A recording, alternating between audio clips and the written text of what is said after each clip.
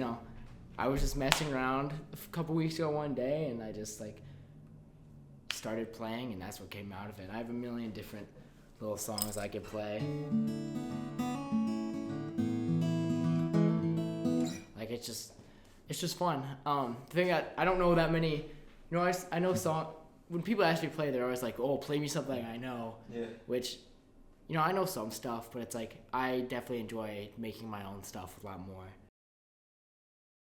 At the end of the day, any relationship or any experience I had where I wasn't, being my true self, or any friendship I made that wasn't as a result of me being just genuine, has not, gone out and paid out and continued to this day. Everyone that I've met that makes up, my core friends here now and back at home was like, I met by being myself. And it's okay if you meet someone and, you guys don't get along. Sometimes it just doesn't work out. Things can't be perfect all the time.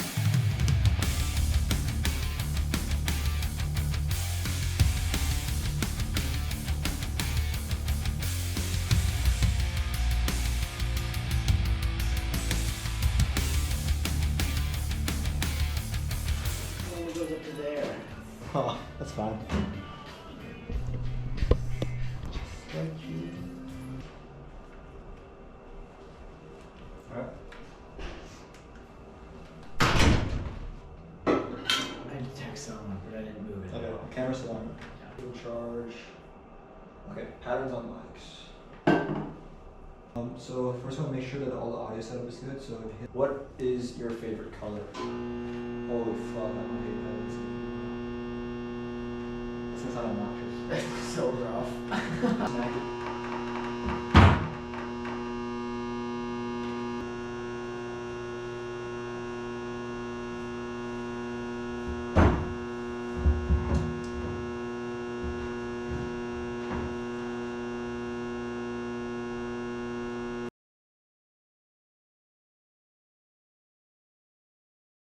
All right, Baruah podcast number 53 with Wyatt Carlson. Yes. All right, how are you doing today, bro? I'm great. I'm excited to be here. In a good mood. Happy to hear that, man. If I have to reflect on, now we're approaching the end of week 3, I would say if I could use one word to describe the first 2 weeks I was here, it'd be chaos. And we can get more into that, because I think what I would define as chaos is feeling a multitude of different emotions at the most extreme scale, whether it's like really, really happy, really, really sad. I think I felt all the emotions in the first 2 weeks, but if I had to describe week 3, that's been the last couple of days, I would say it's reached more of a state of stability and regularity, and we're getting used to the type of people we're always around, the type of things we do with their day. So if you had to reflect back on the last 3 weeks-ish now that we've been here, how would you describe it? Well, for me, it's gone pretty great. I was pretty sad and afraid like the night before I left. It was just hard. I thought it was gonna suck, honestly. But then I got here and everyone's just been so welcoming, and I've been able to find, meet a lot of good people, find a community, and I don't know, I felt very welcomed, and it's been a lot of fun. Definitely chaotic, like you would say.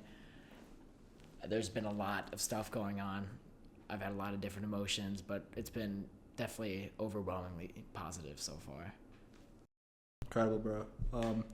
Let's go back to that day before you arrived on campus, because I think that's the time where it really starts to hit you like, holy shit, like within 24 hours, I'm going to step on campus. So when you projected forward and you were imagining how maybe potentially negative it could be, in what areas of your life do you think you were most worried about or nervous about? And how would you describe in more detail like those emotions you felt that day? I think the thing for me was I was just afraid of not finding my people or community right away. And it's kind of hard to do that right away. But, so back in like freshman year of high school, sophomore year of high school, and like during COVID, I was really big into video games. So I kind of just like wasted my time. Not necessarily wasted. I don't regret it. Get into that more. But, I didn't have a lot of friends outside of like the game. I had my one best friend, and I was kind of afraid of going back to that state of just not having like a large group of friends or a big community, because I found that sophomore year of high school, but like I was afraid of just like I felt like I just had to restart, and I wasn't ready to leave yet. I wasn't finished with, I guess, my high school experience. So I was worried about that, and then I'm also type 1 diabetic, so managing that, I was afraid it was going to be difficult, with different food and different schedule and all that. But so far, that's also been relatively good. So, yeah. Yeah, that period in the beginning, it's funny because I've done so many podcasts now, and I feel like so many people that I respect now go through such a similar phase of having a period of time of lower self-image where they don't respect themselves as much, and then somehow they find a vision or find some reason to start changing aspects of their life. So you mentioned sophomore year was better because you were able to finally find people you connected with. So what would you, if you could reflect back now, what do you think the tipping point was, the day where either you were so fed up or maybe the day you felt maybe in a more positive way, like you saw some kind of vision or future for yourself where things start to change? Yeah, so COVID, obviously everyone was inside, cooped up playing video games, so it wasn't really an issue then. But, my sister went to the same high school as me. I have a twin sister. And, she had this friend group, and they would be over at the house, and I would hang out with them. And I was just, one night, I just hung out with them. I went out to dinner with her and all her friends, and I was just like, oh, this is kind of nice compared to just sitting in my room playing video games. I had a lot of fun gaming. Like, I still talk to, this one guy I met on there online, almost every day. But that day, like, and then I was not in good shape, and I didn't take very good care of myself. So my confidence was really low. And after that night, I was like, I need to just get off my ass. I need to go to the gym. I need to put myself out there, make some friends. And so that was sort of the tipping point. Yeah, interesting, man. So it's one day you realize like how good it actually can be. Maybe because sometimes you're so wrapped up in that bubble that you don't even consider that as a possibility. Like you kind of think of it as some imaginary fictional thing, but maybe when you were there around those people, all of a sudden like it clicked in your brain that this could be something that could become a reality in my life. Yeah, for sure. It was like, I'm not going to go back and say I was like super depressed or anything. I just like, that was just the lifestyle I lived. And I realized that's not necessarily the best lifestyle to live. I had some, I struggled with social anxiety and stuff just because I wasn't confident. And it felt good to hide away from that in the short term. But like, I would eventually, once COVID ended and I was going into high school and like, I didn't know anyone, no one wanted to know me, I was kind of like at the bottom of the social ladder. It sucked being in that position once COVID was over, but I mean, I got myself out of there pretty quick. I started working out.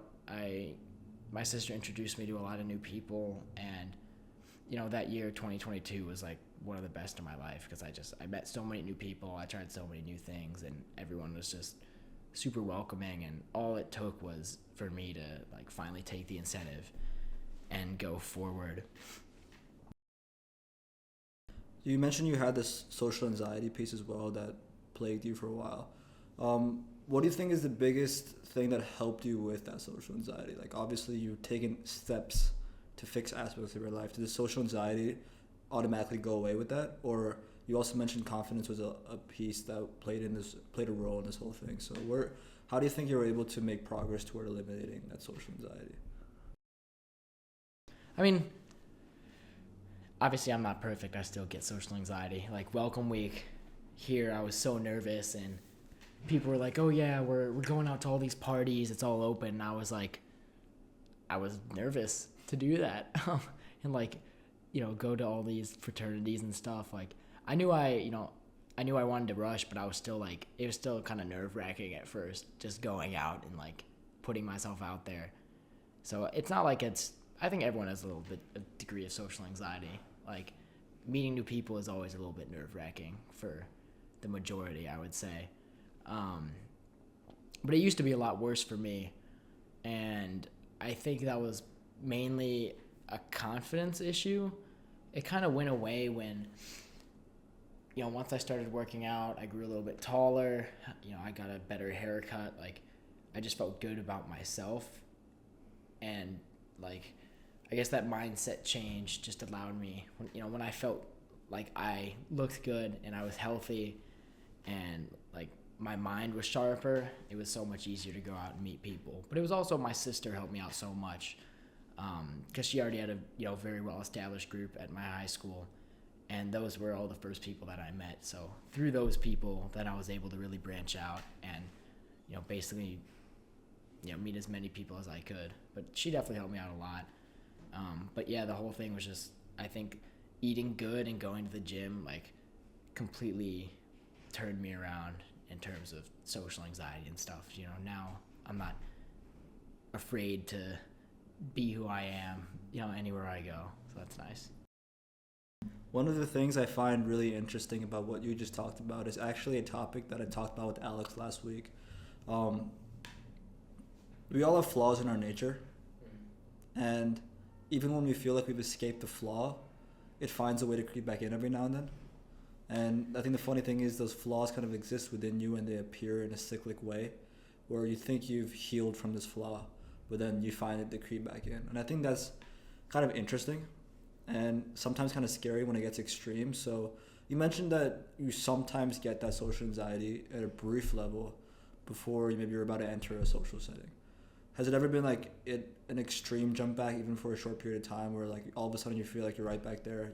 You feel like you're a freshman again. You feel like the whole world is turned like upside down, and everyone starts hating you now. Like, do you ever feel like you go back into such a deep rabbit hole, like in your brain? Because I think the brain is such a fucking fascinating thing, that it's able to alter your entire sense of reality and alter, like, sometimes you might start thinking like everyone around you hates you, even though it's just a figment of your imagination and story you tell yourself about who you are. So have you seen that cyclic nature appear in like an extreme sense at all, either the last couple of weeks or even ever after you've improved?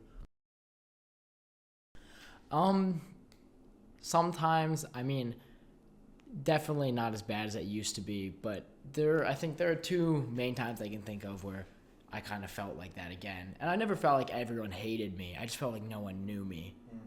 So, like, there's a difference. I feel like, hate is a very strong word. I think you can only dislike someone once you know them relatively well or decently well. Like, the thing for me at my high school, like freshman year, it wasn't that people didn't like me. It was just no one knew who I was.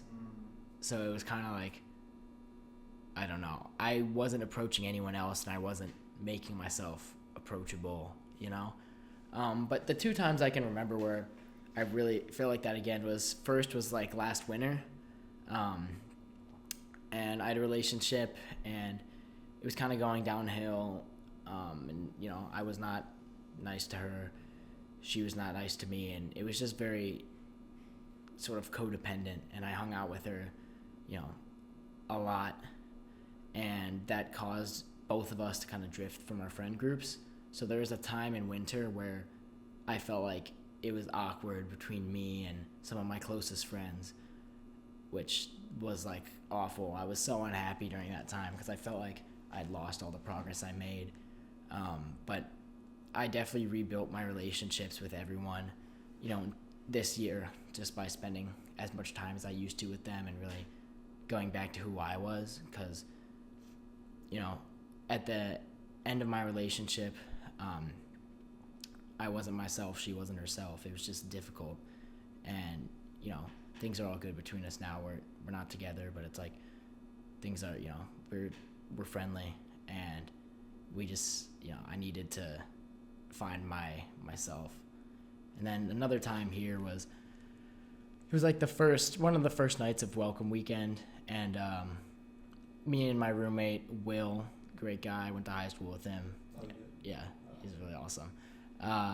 But we went, there's this girl we're friends with from Chicago who also goes here, so we went with her to meet some of her friends, and she introduced us to this group of guys, and we just didn't really get along with them that well. they weren't really that nice to us. And it was just like, I remember going back to my dorm after that night and being like, oh my gosh, like I'm not going to be able to find anyone. Like it's going to be, high school all over again. But a week passed and I've been like, it's been great. I've met so many nice people. I met you. I met a bunch of people on my floor, like during rush and that whole process. It's been good. Yeah, when I said everyone hates you, I think I might have took a step too far deep, because I think your description just now might have helped differentiate maybe the fears I had and the fears you had, which I actually find pretty interesting. So the relationship story is also interesting, so I'll side mark that and we can get after that after this point. So it seems that your biggest fear that's kind of now been baked in the back of your head is that nobody knows me. And maybe your experience freshman year, you didn't really necessarily think everyone hates you, but since you were so secluded and alone, you had this fear that nobody around you really knows you. And I think the fear that I had was that I'll wake up one day and everyone hates me. Yeah. And if I actually spent some time reflecting on this a lot, because at first I couldn't really understand that feeling. But I think now when I break down like my whole high school experience, I can understand where that fear comes from. And I think at first I had a similar experience to you of being more of an outsider, in terms of like I'd spent a lot during COVID. I spent most of my time inside playing video games. So you can't even go out anymore and meet people. And because of that, I tried really hard freshman year to make friends, but I just struggled to. Right, I was kind of a weirdo. Yeah. But sophomore year, I actually successfully made a group of friends that I really, really fuck with that fall term year. Mm-hmm. And that was a great time in my life. Fall term, sophomore year, I remember I made all these great friends. And honestly, from there, it just kept getting better and better and better. My confidence increased, and with my confidence increasing, I think the results I saw in my own life exponentially increased from joining wrestling and finding the confidence to work on my own projects and look better and just do whatever I do with my life. And I kept making more and more friends. And by the winter term, I had even more friends. I expanded. I had friends on the wrestling team. I met all these cool people. By my junior year, I was junior fall. It felt like it was at its peak, at least for a little bit, because a different problem kind of crept in where I kind of had the desire to be friends with everyone and be that guy. Yeah. And I could totally I wanted to be that guy. Everyone kind of wants to be that guy, but I don't want to interrupt you, but it's like you don't like everybody, so you don't have to be liked by everyone. You only need to be liked by close friends, close family, people you actually like. It's funny because the progression that came from the junior fall to junior winter was actually me changing the way I acted in a way that I thought would be validated most by the people around me, which actually made people around me hate me more, because I would kind of try to rub in my face that I'm that guy. I would try to act in a way that made me seem like I'm that guy. And I think from that, I actually lost a lot of friends. And I think that was a critical moment where I lost a lot of people I thought liked me and I didn't see it coming. And I think that baked in the back of my mind that I'll make friends and I'll lose them. And I think that's the fear that kept coming back. Because in my senior year, spring term, I actually made some of the closest friends I can call that I think that I'll be friends with them for life, honestly, because we're so alike. I think we're all driven in a way, but we all like to laugh and fuck around. It's like that perfect balance I found. And I have a journal where I sometimes write down my thoughts because it's really fun to look back at like how my mind evolves with time. And I was reading the one from that spring term that year, of just this year, and one thing I wrote is that like, what if I wake up tomorrow and they all hate me? And I remember that reading that, I reminded myself that I'd wake up some days and feel like, what if they all just like, what if I say something or I do something by accident or act in a way and all of a sudden like they all hate me? So I think that's the funny thing, is that the brain, which I find really fascinating, will use traumatic moments to bookmark something in your brain to kind of protect you from it for survival, because having tribes in your life and having social connection was essential for our survival for most of our existence as a species. So it'll put fears into you, like, what if no one knows me? It'll put fears into me, like, what if everyone hates me? And I think that starts to keep coming back. And I think sometimes, like, there can be certain moments where we get really deep into that, which I think you can describe as that one night where you came back that day and you wonder, like, if everyone treats me like this, like, what if no one really knows me, like, whoever that might be? And I think that, to me, is just absolutely fascinating, man. Yeah, I definitely think, like you were saying, when you tried to be friends with everybody and you lost some of your friends that you had, like, the worst thing you can do is try to be someone else for someone else. especially, I've noticed this going around going around to all these events for Rush and Greek life. There's so many people who I've seen that are, forcing themselves to do things they don't want to do and changing themselves to look cool for people. And it's like, you're not going to find your group, whether that be a fraternity or friend group, sports team, club. You're not going to find your group unless you go into the place and you're genuinely yourself. So that's a mistake I've seen a lot of people making. And, I made it a little bit, maybe welcome week, just like trying to meet new people. But since then, I've just been leaning into myself, and I've just been meeting people that I really enjoy, and some people not as much, but like just leaning into who I am and what I like to do has paid off greatly. Yeah, it's great to hear. When I break down that period of my life, and if I reflect back on that feeling I had of having the desire to be friends with everyone, and I can completely relate with the fact that you change who you are for that purpose, right? Because in order to be a part of this friend group, you have to act in this kind of way. In order to be a part of this friend group, you need to act in this kind of way. And slowly, when you start acting like all these different identities, like you lose what's actually inside. And I think one of the worst feelings I felt is when your actions don't reflect your thoughts. I think that disconnect is probably one of the worst feelings, because it's kind of like you lose yourself. Like, you have all these thoughts and beliefs in your head, but then you see yourself doing something else in the world and you can't control yourself. It's like, why am I doing that thing, but I think this thing? And I think that disconnect is also a really interesting feeling, that it's so negative, because when you feel like you lose yourself, like no one else has you. Like, you only really have yourself at the end of the day. And I wonder, have you ever felt like something similar to that? Yeah, for sure. I think in the winter last year, and just, various times throughout my life, it's like I have definitely changed who I am to try and fit in or impress someone. But at the end of the day, any relationship or any experience I had where I wasn't, being my true self, or any friendship I made that wasn't as a result of me being just genuine, has not, gone out and paid out and continued to this day. Everyone that I've met that makes up, my core friends here now and back at home was like, I met by being myself. And it's okay if you meet someone and, you guys don't get along. Sometimes it just doesn't work out. Things can't be perfect all the time. This is one thing I led this retreat called Kairos. I went to a Catholic high school.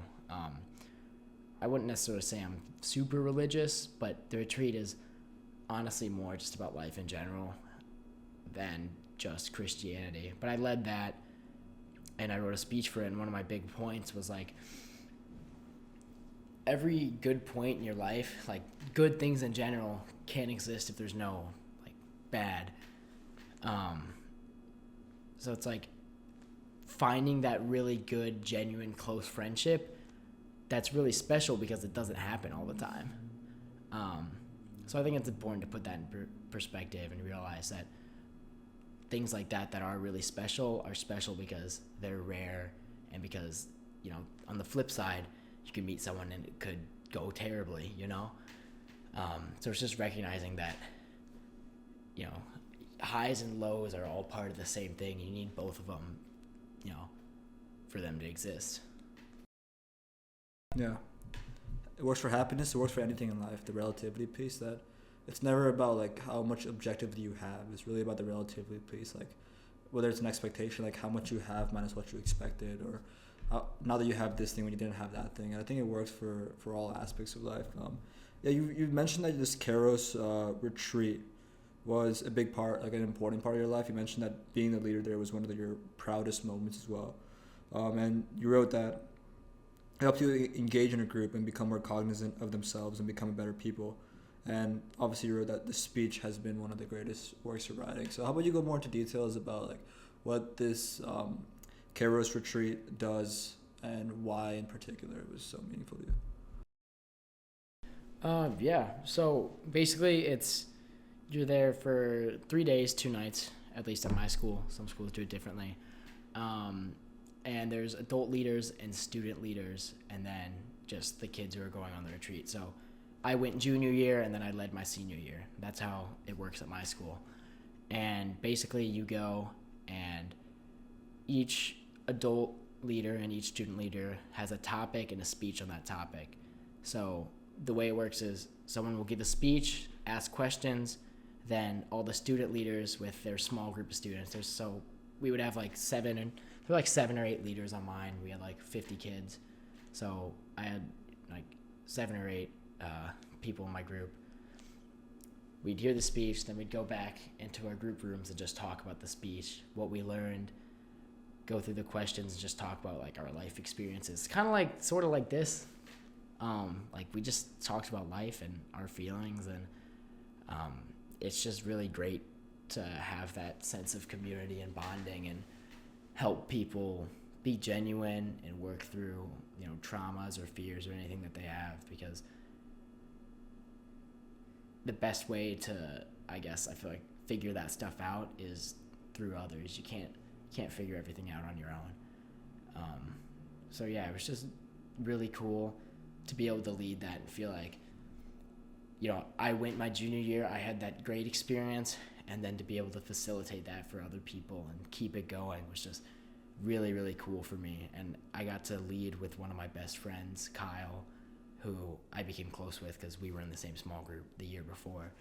And it was just a really cool full circle moment, and I was really proud that we were able to like change people's lives for the better, Yeah, I guess it feels good to feel like you made an impact in a way. Like sometimes I've actually had people like come and tell me that like watching something I recorded and posted actually helped them change an aspect of their life, and I think that for some reason makes you feel really good, because first of all, you're doing something you enjoy doing intrinsically, right? And I'm sure you went out and you did this camp because you've had positive experiences with the past. You enjoy doing it, but then you can also see that having those conversations with people is impacting their lives. So when you look back at the best moments of it, like, is it primarily those conversations you look back on, like whether it's conversations between you and your group members or between the group members, like is that conversation the best part of like this entire retreat? I mean, it was just the conversations and giving the speech and all the support I felt. And I think obviously this might play a little bit into, it made me feel really known. I went up there and I gave a speech and everyone's clapping, and, I worked really hard on it, and it was super gratifying, especially given my history of, maybe being more secluded from people. But it was just, everything about it. I mean, most of these people are people you just met, and you become really close with them over the course of just a few days. And the whole thing is, I just feel like the community and like everyone is so supportive and loving of each other, and it's just like, it feels like all the negativity and all the negative things that, we face day to day, it's kind of just stripped away, in that moment, and everyone just gets to be their true selves. And it's just like, it just feels like it's just friendship and love and like, I don't know, everything good. That gets me thinking, man. Let's go off on a different tangent here. I was curious about like, why do certain things make certain people happy? And that's always a question that we don't really have an answer to. Like, why does doing podcasts make me happy, and why does playing basketball make him happy? Or like, I don't know, these random things, like these random moments where, I mean, you felt really happy giving that speech and feeling connected in the community. And I wonder, is everything we do, if we keep digging for the reason, does it all come from insecurity? And that's a big question. And it could also be, another question could be, is that such a bad thing or not? That at the end of the day, the insecurity of wanting to be known is why doing this made you feel so happy, right? As you said. And I wonder, is that first of all true? Is there some separate intrinsic joy we derive from there? Or I wonder if everything we do in life, if we break down the reason for why we do it, does it all come back down to insecurity? Or like, what is joy if not something like evolutionarily designed for protection? Like, I mean, I definitely think totally not when it comes to the everything coming down to insecurity. Obviously, maybe that was a little part, like, but it always feels good to be appreciated by people. I think it's like, for me, like, I think friendship and family and just, laughing or good conversations, all that are like, those are the things that make life, worth living. Like, those are the best moments. And I think in that space, that's kind of just what it all is. I think, like, for example, I don't know, you take like your relationship with a family member. It's not positive because you're insecure. Like, you didn't become born with a bunch of insecurities. You know what I'm kind of trying to say? I definitely don't think every single sort of happy experience is derived from insecurity. I think not at all. I feel like that's a very cynical outlook on life. But yeah, I would disagree. Sometimes, yeah, for sure. Everyone struggles with insecurity, but I'm a big believer that, like,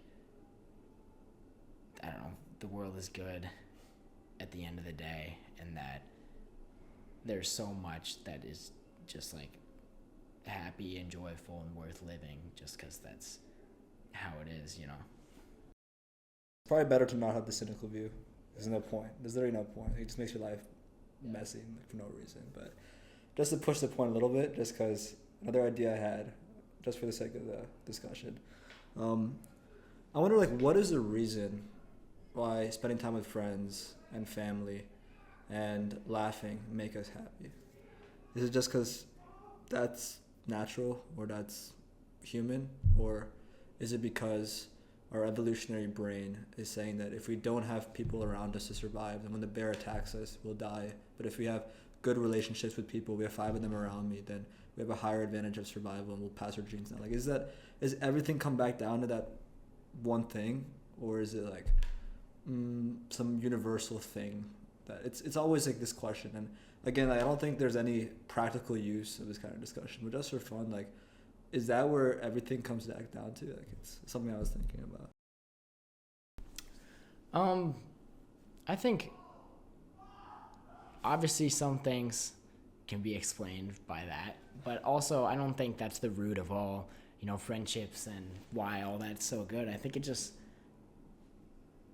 to be with other people like you and recognize that, like, you're in this together, and that community of just, like, we're all just getting through life and having a good time, and, like, it's just intrinsically, like, very, very unique, because it's not, there's not another animal or species or anything on Earth that has, like, the type of bonds, humans have with each other. And I think that's just part of, like, being alive. I don't think it's evolutionary or anything. I think it's just, like, the fact that, we're just, I don't know, we're just kind of special, I guess. And I think that plays into religion a lot. I think, like, religion is a good way to explain that. So yeah, I definitely think viewing it like that too is also just, like, I don't know, I feel like it's still sort of like a cynical view. I don't know. I don't like that. I'm not a cynic. So yeah, let's leave it at that then. We'll push that to the side. I want to go back, if you're willing, to that relationship that may have started positive but then went downhill. I wonder, how about we tell the whole story here, like, from the beginning? Like, when did it start? First of all, like, when did you meet this person, and how fast did it go from something that was working well to something that wasn't working well? And when do you think that started to happen, really, in the timeline of things? yeah, I mean, we met. It was great. I really liked her, and things went well for a while. But then, I think it was just an issue of, there was just, I guess, a disconnect between how she thought a relationship should work and how I thought one should work, and, how often we want to see each other and how often we want to bring each other along to other stuff. And I had this one friend of mine, a girl who I was very close with, and, she wasn't really comfortable with that. She was a big believer in, like, when you're in a relationship, it's not necessarily respectful to have a lot of other What's up, Cade? It's our new video guy. Come say hi. What? It's a new video guy. Come say hi. What? Gonna come say hi. Yeah. It's our new video guy. He's in our dorm. He's a nice guy. Maybe he'll be on the podcast. Yeah. Well, continuing on that, it's just there was a disconnect between how she thought a relationship should work and how I thought one. So it kind of led to her prioritizing me over her friends and stuff, which was bad for her. And then she got upset with me when I didn't necessarily do the same thing. Like, obviously I prioritized her, but I didn't stop being friends with any girls. I wanted to keep all my relationships afloat, because that's like friendships, family. Those are the two most important things in life. That's what's going to make you happy. Like, there's a reason there's so many people who are seemingly, rich and famous and successful, but aren't really genuinely happy, because, it's easy for people to take advantage of you and not be real. Like, it's hard to find real, genuine friendships, especially if you're famous, because, everyone wants to be your friend, So it's kind of hard to find the ones that are, like, really like you. That's kind of yapping right now. But there was just a disconnect between us, and that caused a lot of tension that eventually just boiled over and caused me and her to just not, be nice to each other. And it got toxic, and that's, why it ended. Interesting. So just to break down, there was a difference in ideologies in terms of what defines like the relationship, and her expectation was for you to leave or stop spending as much time with your friends to prioritize her, while you wanted to keep and hold on to those relationships while maintaining that relationship with her. I mean, yeah, pretty much. I don't want to make it sound like, she was, like, it's not like she was ridiculous or being really mean to me or anything. It's just like we just had different views and different ideas about our relationship, and I mean, that was kind of it. That's that. So I don't know.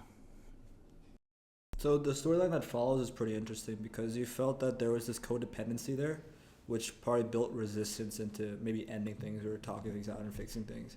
You felt that there's some codependency that you kind of needed each other, but at the same time, you had this difference in opinion about what the relationship should constitute to. So I guess the response for that was more to take that anger out on each other, which I want to understand maybe what your thought process was at the time, into like maybe what you were considering. Like, is there probably moments during this where you want to just be like, fuck this, like I don't want to be part of this anymore, but there's moments that pull you back. So how would you describe that constant tug of emotions, and if you can even remember back to the emotional state that you were in at the time? Yeah, for sure. I think it's like, I don't know, there's just this disconnect, and we really cared about each other, but sometimes stuff just doesn't work out, and so I'm kind of trying to gather my thoughts. But yeah, it's just, sometimes stuff doesn't work out and it's not meant to be. And one thing I learned is like, it's not, when you and someone close to you have a problem, it's not you guys, it's not you versus them, it's you guys versus together versus whatever is going on. And I think we were just never really collaborated and fixed it, because I wasn't, she wasn't willing to. She just really wanted me to stop being friends with this one, person in my close circle and honestly, she just didn't really like a lot of my friends. So she didn't like when I hung out with them, and she wanted me to make sacrifices that I was not willing to make, and we just never compromised, and neither of us were willing to change. So that's why, then trust went downhill, and that was that. I usually don't like this question, but I think it's applicable now. If you look back on the decisions you made as this relationship progressed, do you think there's a better decision you could have made in that moment in terms of to prevent it from ending up the way it did? Like, what do you think now would the advice you'd give to someone in that exact same position where they're stuck in that tug of emotions? I mean, looking back, one thing for me is, as I've grown older, I've realized that everything that's happened in the past to me, every experience I've been through has kind of built me into the person I am today, and that's true for everyone. So I don't really go back and think about stuff like that too often, because where I'm at right now in life is a place that I, want to be. I feel good about myself, and a year ago I didn't. So it's like, yeah, I could have handled things better or differently, but I'm not going to go back and wish I changed everything, because, sometimes what happens is what's meant to happen. And, if that relationship was right for me, it'll come back later. I think I'm never thinking, oh, I wish I could have gone back and done that differently, at least for that, or with, any negative phase in my life, like especially that time when I was with the video games. I didn't have a lot of friends. If I didn't have that time, I wouldn't have had that, whole realization where I need to get up off my ass and, start putting work into myself. So that period of time kind of gave me a work ethic that I have now with my health and fitness. And it's just kind of, it's all relative and all goes together. Like I was talking about ups and downs and the wave, like it all goes together, and it's all, you're supposed to have hard moments and sad moments in your life, or else if you don't have those, you can't really grow. You can't really grow unless there's resistance. So when I do look back at that relationship, yeah, there's things, obviously I'm sad about it.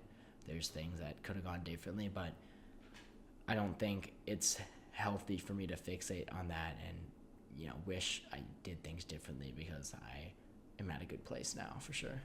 Yeah, definitely, bro. Every step of the way builds character, and it builds the perfect outcome at the end. So definitely agree with that. When you look back at the development stage, you mentioned that health was also a theme, and you mentioned that you've had to live with diabetes your whole life because I think you had some genetic condition that caused you to be more. You can explain it better than I can, Yeah. but how about you describe your situation with diabetes, how that came to be, and how that's correlated with maybe your value of health, your desire to be more healthy, and how, if they're connected at all or they're completely separate, like where do these two things play in your life? Yeah, for sure. So I'm type 1 diabetic. It's just genetic. Basically, your pancreas, which makes insulin. This is a very simple definition. Insulin helps bring sugar from your bloodstream from food you eat into your cells. So it kind of like gives you energy, sort of. I'm really dumbing it down here. But I was diagnosed when I was 2. I've had it my whole life. It's not, nothing I can do about it. And yeah, it can affect my health, especially in the long run. Diabetics just don't live as long as regular people do. When all else is the same, But I think for me, and the way technology has advanced, I'm just very committed to my health, because I want to be 80, 90. I want to be skiing with my grandkids, and, I still want to be playing golf and lifting weights and all this stuff. And it's totally possible as long as you're on top of your control and live a healthy lifestyle. I could be way healthier than the average person for a much longer time, as long as I'm just a little bit cognizant of, my sugars and stuff like that. But I think a lot of my motivation for my health does come from that, because it's like I said, when I'm old, I don't want to be in a retirement home with, no friends. I want to be, fucking tearing it up on a ski mountain, or, walking around, going on a hike, just living my life how I want to live it, And that coupled with the diabetes is kind of where my motivation to work out and eat healthy, comes from. Definitely, man. When you project that game plan for your life and you look at the different pillars of health that contribute to that, is it primarily like active fitness plus diet, or like what are different things you're looking at when you say that you want to live a healthy life? Like what are the pillars that we're playing with here? I mean, obviously, fitness and diet, like plays into it. I lift weights a lot.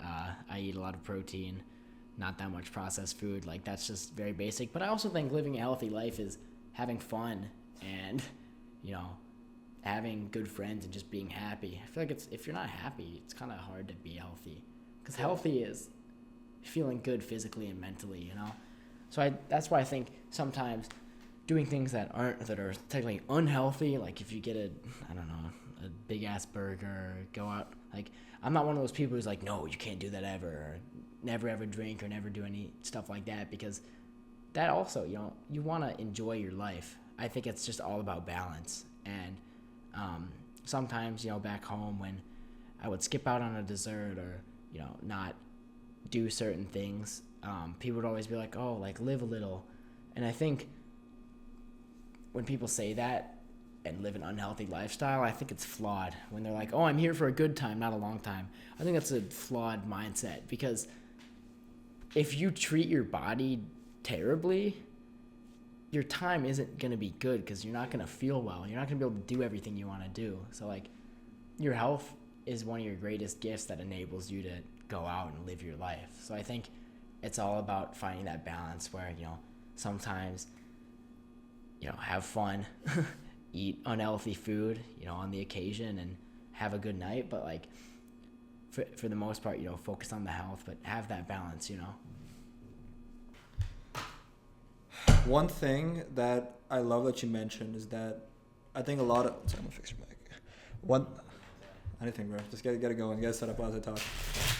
I think a lot of people, they get so caught up in, like, the science definitions of health, and they're trying to optimize their diet and their exercise routine and their sunlight exposure and all these things that definitely do contribute to good health. They're trying to get perfect amount of sleep every night. It's really loud. Like, I've been through a phase where I'm, like, obsessed with trying to get, like, 9 hours of sleep every night and, like, tracking my sleep quality and all that shit. And it is good for you, but I read somewhere that I think the number of close friends you have is a better predictor of your longevity than a lot of other factors that people think. But I want to actually find that statistic, because as you're shuffling the cards here, because I actually found that fascinating when I read that just the number of friends you have is a better predictor of your longevity than a lot of the factors that we typically deem as, like, predictors of longevity. Because I mean, obviously, if you're eating, like, burgers every meal and you have cool friends, like, you're probably not going to live long. But I think it's more of a factor than people consider.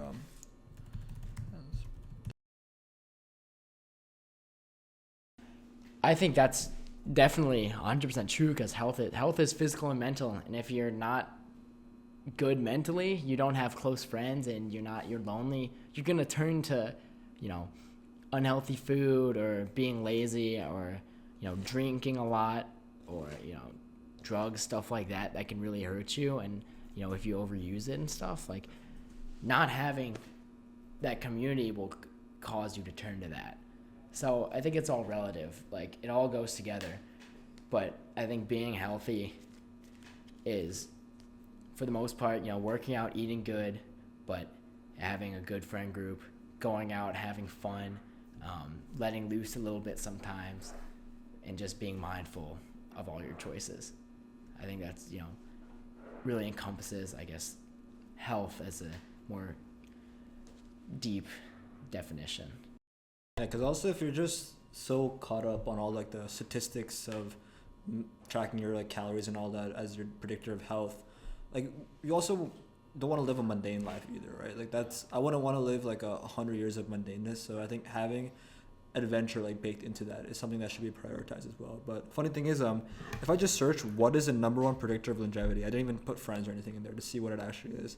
The first on AI from Bard, it says first is parental longevity, so basically how long your parents lived. But second is close relationships. Yeah. Like, that's actually insane. Having close relationships is a strong predictor of longevity. It can help delay mental and physical decline, which I can get into. And then is, like, strength, balance, mobility, then VO2 max and all that. But actually, close relationships is up on that list. The second article I see says, literally the first thing comes up is it found that having close relationships is the best predictor of longevity and helps delay mental and physical decline. Like, every article I'm looking at here is that people live longer, have more friends. And if you look at why, there's something about social dynamics that are a huge part of our evolutionary brain is actually dedicated to understanding that, because social dynamics are very complicated, right? Like your brain is constantly assessing like how close is that friend to that friend, and how is their relationship going, and how is my relationship with these people. Like your brain is constantly calculating all of these different aspects about that basically like social interaction, just being in social settings, your brain is actually working really well, and it'll help to prevent cognitive decline. Like actually going out and having conversations with people, your brain is like on full blast and actually working and functioning. And I think that's another reason why a lot of people who play games like Sudoku or play those like New York Times word games that are older, like it actually helps them to prevent their cognitive decline. And another funny thing is that if you notice, a lot of people who retire, people usually die as soon as they retire.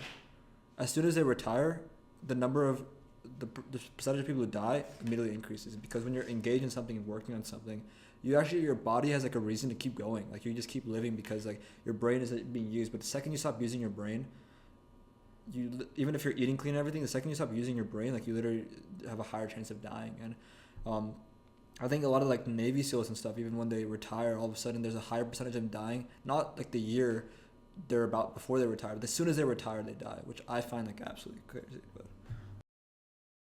I think it's because, you need direction and purpose to enjoy every part of your life. It kind of goes back to what I was saying. People are like, oh, I want to retire early. I won't have to work. It'll be great. But then that retired life when, everything that you think is great now that you might not get all the time because you have work or school or something, then that will just become normal, and then you'll just be searching for the next high. So it's like you need to have that balance of good and bad things. Like, work might be bad, but it provides the structure and balance in your life that you need to be truly happy. You can't just sit around and do nothing all the time. Like, then you're just going to feel like a bum. So I think that makes a lot of sense. it goes back to the other piece you're mentioning when we're talking about your Kairos retreat, that the relativity piece of life, that you need the bad to feel the good, right? Like, sure, maybe I enjoy editing or let's say I enjoy watching podcasts. It's so much fun. And I'm sitting in school all day thinking, fuck, like I don't want to be doing the school stuff. I just want to be going home and watching the podcast. But the fact that I've been sitting in school all day and then I go home and watch the podcast, that constraint actually makes me enjoy watching that podcast so much more. If I just had no school, I just did watch podcasts all day, like I'd be like, this is boring, like mundane. And it's a simple example, but I think it goes into like the ideology of people saying they want to retire and just have fun in life and just stimulate themselves. And I think they always fall back into the state of mind where like they miss having something difficult to do on a day-to-day basis. And sometimes retiring early from a job you don't enjoy and actually finding some kind of job you do enjoy and just do it for the fun of it, and it also requires some kind of like mental effort and discipline, then you can have that great balance where you're doing something you enjoy but you're also having these other experiences. So it's always a balance, right? You need to have the flexibility to live multiple kinds of lifestyles and embrace the constraints, because the constraints are really what make things special. I think I was reading this thing in a book where I think the original Superman, he had no weakness. And people got bored of it really fast. The original film, like I think 50s or 60s, I don't remember. Don't quote me on the dates, but people started getting sick and tired of reading Superman comics because he had no weakness. And then if you look at every superhero now, they all have a weakness. And because they know that having a weakness there, having that constraint always makes it that much more emotionally like enjoyable to like read and watch, because it's always about the relativity piece in life. Yeah, you can't feel, good things feel good because it's not always good. That's like the basic, simple way I can say it. And also I wanted to mention this earlier when you're talking about, having friends and preventing, cognitive decline. I think when I'm with my friends, laughing, trying to be funny, you got to be really creative to make good jokes. So, I feel like I'm working hard when I'm with them, trying to just like laugh and have a good time as much as I am trying to brainstorm, some creative piece in an English class, like sometimes you got to work to find to find that. Comedians are really creative. Are we playing cards or what? What are we doing? Yeah, let's play we could play War. It's super basic. I dealt out War, so. Okay, you have to tell me. You don't want to play War? I think the last time I played was probably middle school. I'm not gonna lie. You literally just, card. Yeah. Toss one out. Oh, you had a king, so you win. Oh, okay. And then if you do the same card, you go. Let's pretend that's an 8, then you put 3 down, and then go again. So then I got 10, so then I'd take everything. Should we start? All right, you need it? What? Are you muted or unmuted? Oh, I'm still unmuted. Okay, I'll talk. And then you win once You get all the other cards. person's on that. Okay, do we have the same amount of cards right now? Yeah, I dealt it out like that. Okay, we just mix it up. Huh? We just mix it up. We good? No, we're good. We're Okay, good. okay. This game can take a while. So. Yeah, we'll play as we're talking. Are you muted? Okay, I'm unmuted. Okay. On the community, let's start playing War, and we're gonna talk about comedians in the meantime. You gotta keep the mic there though, because it'll pick up your audio. We'll put it right here. All right, yeah. I mean, comedians. I have a lot of respect for comedians. It's gonna be hard to focus on speaking at the same time. You suggested cards. Bro, I mean, I saw them over here. All right. I actually had to like apply my brain to play this game. No, you get that. Kate, you leaving us? I'll be back. Okay, you better be back. It's a good conversation. You don't want to miss a good conversation, man. Yeah, man. You better be quick. Ace is high. Oh, okay. Huh? How much longer? A couple hours. I don't know. What? Until we're tired of talking. Don't sick of his face. All right, I'll talk. Yeah, comedians are pretty interesting, man. And Yeah. I think I don't know many comedians personally. Like I've seen some comedians, but Joe Rogan's obviously a comedian most of us know. And there's a whole like creative process behind that too. And I think that this is another topic we can get into, the creative process. I think art is a word I like a lot. I remember you're writing that essay, right, about find a word and write about it. Like one of the words that came to me that day was like art, because I feel like art can be anything, and everyone has their own way of art.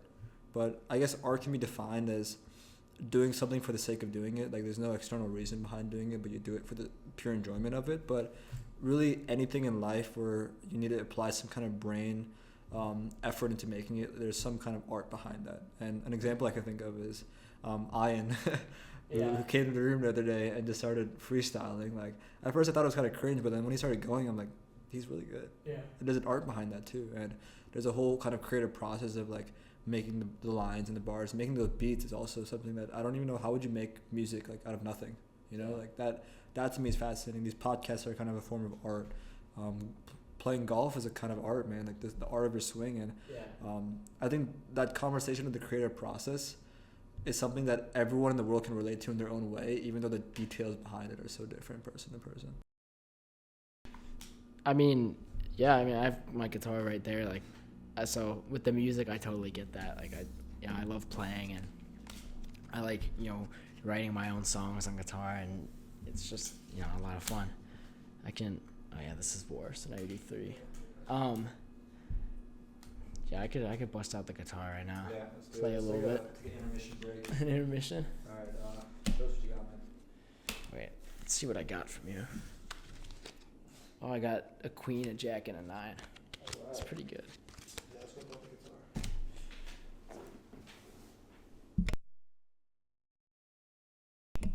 guitar. I'll have you unmuted. Here, wait, I got it.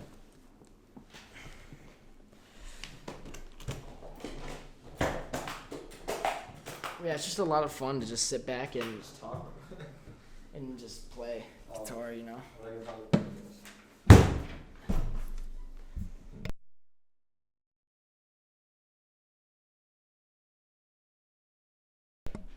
See, I mean, I just kind of like to mess around. Just like make up my own stuff. It's just whenever I'm stressed out or anything, like playing guitar could just really help me calm down. I like writing my own sort of, little licks and stuff. Like I can play, let me grab my pick. I can play one song that I wrote recently. Not really wrote, but just like I was just playing and I found, a progression that sounds good, and you kind of just roll with it. So like I can just, I don't know, the creative process, it's just cool. Like I can play it.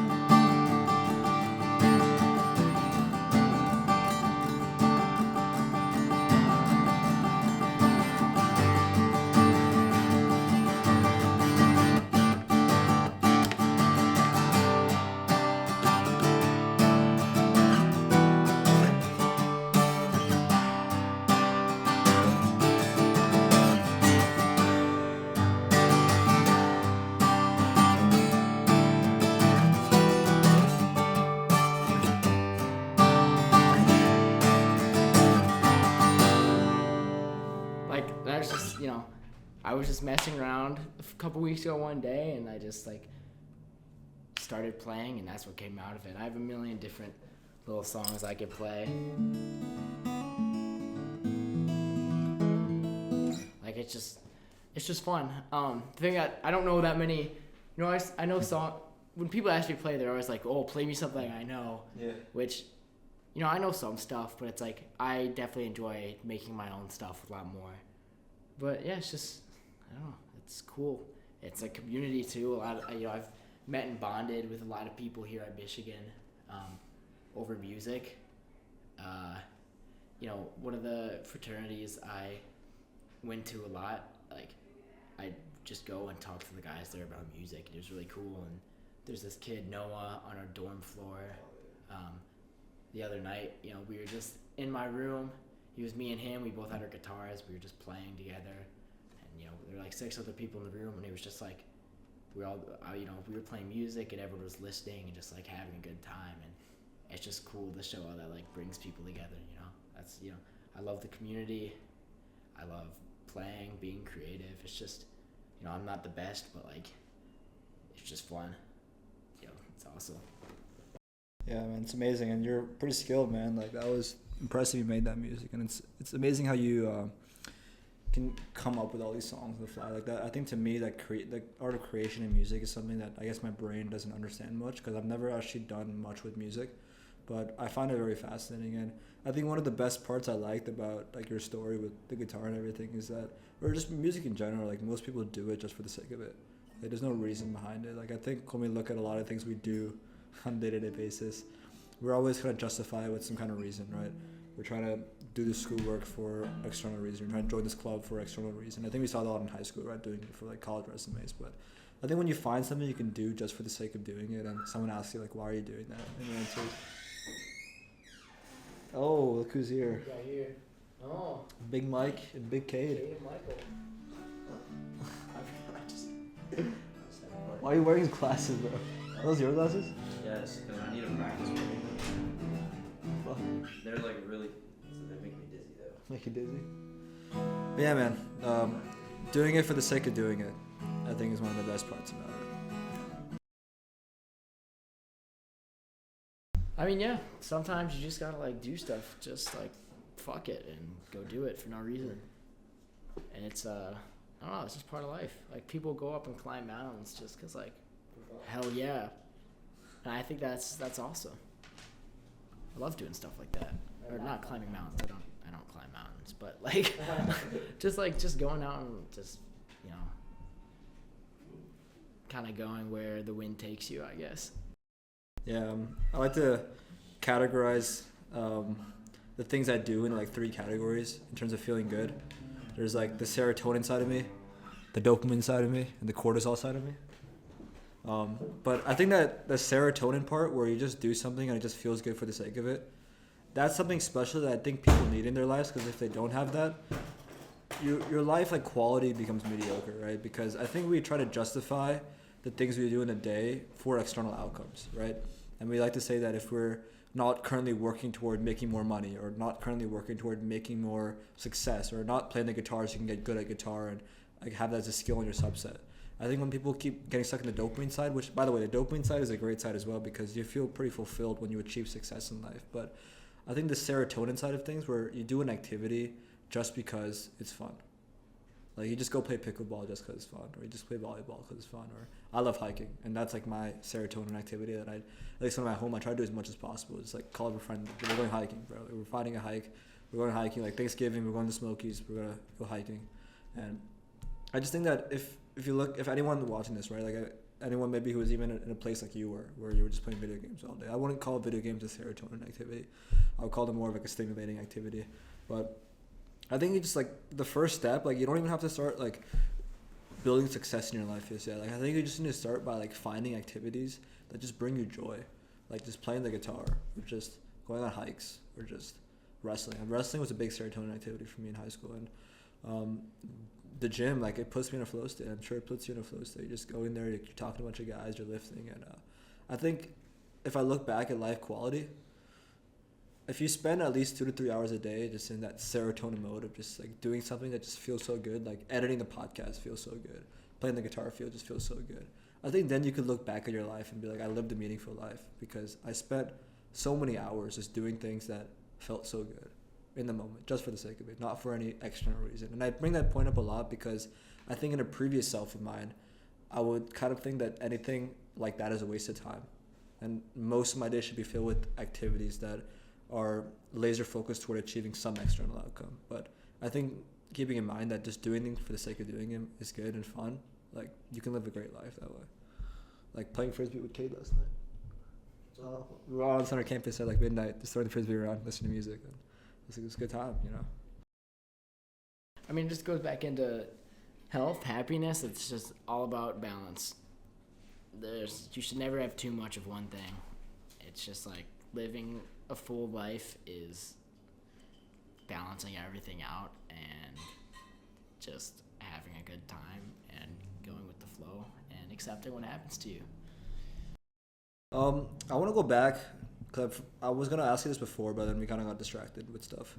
When you talk about the problem with processed food, what do you think what's the problem with processed food? And I ask you this question because most people don't actually know, and most people don't. When they think of like eating healthy, they think of like, are you eating your vegetables or some bullshit, right? They don't think about processed food. Like, is that bad for you? Like, I'm not eating cookies. I'm just eating a burger. Like, it can't be that bad for me. So, what is the problem with processed food that most people miss? It's just like, I don't know. It tastes really good. I mean, people don't miss that, but because of that, like, it's easy to overeat, and I'm not one of those people who's gonna like ding you over, having some crackers or something. I'll have processed food sometimes, but like, once again, it's all about balance. I think people just fail to realize like how you're not naturally supposed to be eating like factory processed food, Or you can open the door. Yeah, you can open the door. It's not as fun. We had a spectator out the door. Yeah, our friend Mike from our dorm. But yeah, it's just like people, you're supposed to be eating natural stuff. So for the most part, eat that. But then have some yummy snacks and desserts every once in a while. Yeah, definitely. The way you describe it is the best way to describe it. That it's not real food. And I think we get so caught up in the bubble of the way that life works right now that we forget that most of these foods are invented in the last 100 years. And before that, for the last 200,000 years of humans being around, like, there is no such thing as processed food. And our body does not know how to digest it. And eating crackers or a burger once a week is not going to kill you. You'll be fine. But you definitely shouldn't be like eating unhealthy every day, every meal of the week, every single meal. Like, I fucking love burgers. Burgers are delicious. So I'm not going to be around and be like, I'm not eating a burger, it's processed. I had a burger last night. But the majority of what I eat is, not processed, healthy. And then I'll, fuck around and have a burger and french fries and, I don't know, a Coke every once in a while. But you see, the thing is, like, most of your meals are not burgers and fries and Coke, right? But a large percentage of America are eating that, like 90% of their meals. And I think the problem that most people realize is that if you look at the biggest horseman diseases in the world, and mainly the U.S. today, the biggest killers are, I might be wrong in the ordering of this, but some of the big few ones are cardiac arrest, like heart health. It's a big one. Heart attacks are big. Cancer is a big killer. Diabetes, obviously, if it's genetic, there's not much control you have over that, but a lot of people who just literally self-inflict diabetes,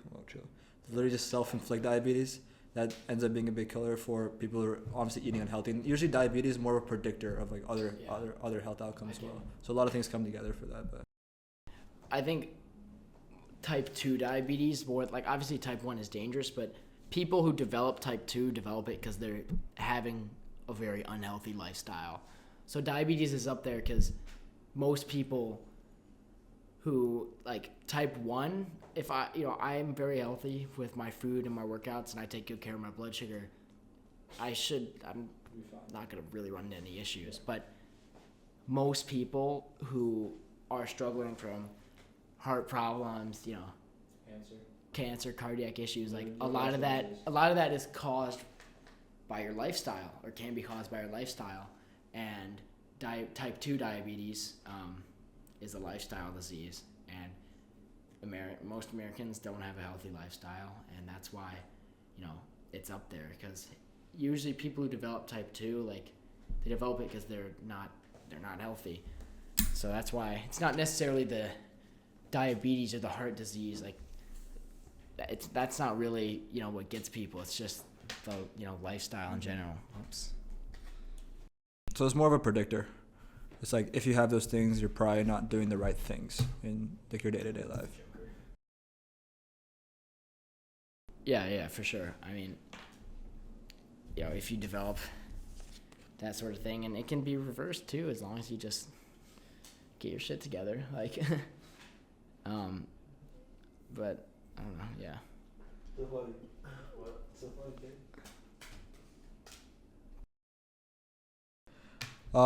Close it out. I think there's one more topic that I want to talk about that we didn't get into.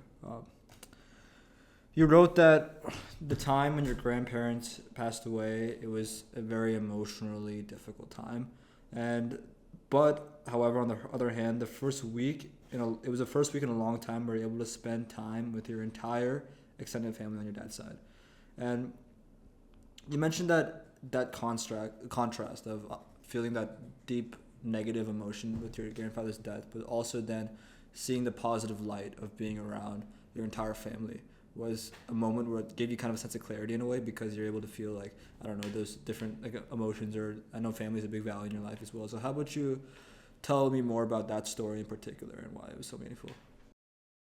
Yeah, that's what that was a portion of what I wrote my Kairos speech on, that retreat we were talking about. But like, I lost, my two grandparents on my dad's side. They passed away pretty quick succession. They were both, they were just both very old. And, when my grandma passed, my grandfather, he was in his 90s. He was, without her, he was a lot more lonely. And it's kind of just like close relationships, longevity. Anyways, it was a really tough time for my whole family.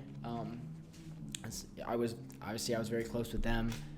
It's just losing family members is awful. Losing anything in general. But yes, that was a really hard time. But we were at dinner one of the nights, and it was my whole family on my dad's side, basically.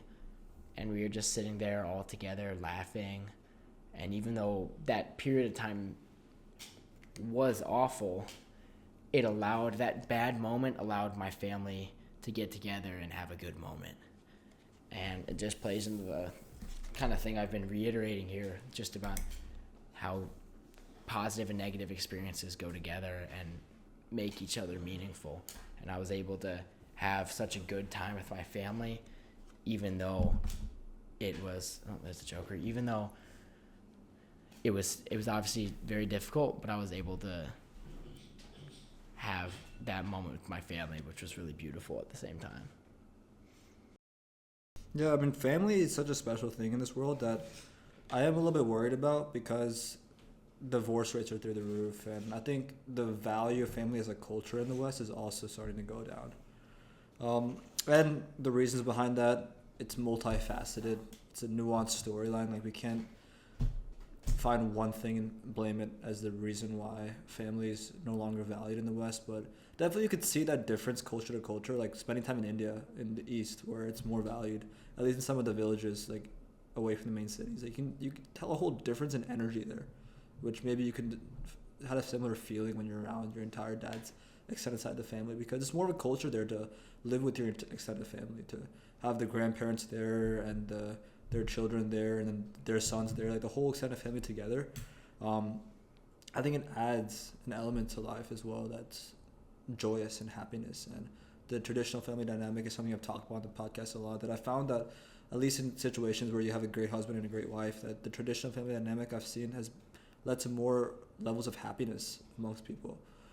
That at least I saw personally in my own situation with my family that lives over there, which I can't generalize that to all families, but there are definitely patterns I see, that there are elements of the Western culture that is contributing to greater degree of divorce rate, which is contributing to greater degree of kids without parents, that are contributing to greater degree of kids that are alone, and greater degree of suicide rate, and greater degree of like depression. And it's a whole nuanced storyline. But yeah, man, it's a mess. But again, like, there's no point of having a cynical view on it, because there's still people having conversations like this, and there's still people like you that see the value of that family. Like, I love when I talk to my friends, like, yeah, like, family is up there in my values. Like, I like when I hear that, because it's also a culture to feel like you're too cool for a family these days as well. But I think that should be a value for people, because it adds an element of life, and it's something that even when you think about being older and having a family for yourself, like, I think that it should, at least, I don't want to tell people what they should and shouldn't do, but I feel like at least for me, what I've seen, like, at least for as a value for myself, it's definitely important as well. Yeah, I think, in closing here, out of our conversation we've had today, I think the important things to recognize are just, like, I guess, what we learn about life from this is balance. Have a balanced life, have fun, be healthy, be aware of your choices. It's important. One of the most important things. Friendship and family are all my favorite memories. Everything I hold closest to my heart is all things that I did with my closest friends and my family. So friends and family, balance, and then recognizing the ups and downs of the cycle of life and how good can exist without bad. And I think those are the three things that, at the end of the day, that I think we take away from this conversation. I hope, the listeners of the podcast can take away and recognize. But yeah, I mean, this was, a great conversation, and I don't know, I enjoyed this. Yeah, man, it's a pleasure having you on. Pleasure that you decided to do this with me, and I had fun picking your brain for an hour. So great lessons to take away from Wyatt's life experience thus far on this earth. So thank you once again, bro. Thank you for tuning in to my episode. If you enjoyed that episode, I guarantee that you'll love this episode right here. The best way to support the channel is by hitting the subscribe button. It'll help me to upgrade the channel, get better guests, better production, and overall more episodes for you. And by hitting the subscribe button, you'll ensure that you'll never miss a new release. While you're at it, hit the like button, leave a comment, and share the link with your best friend. Thank you once again for tuning in, and I look forward to seeing you in the next one.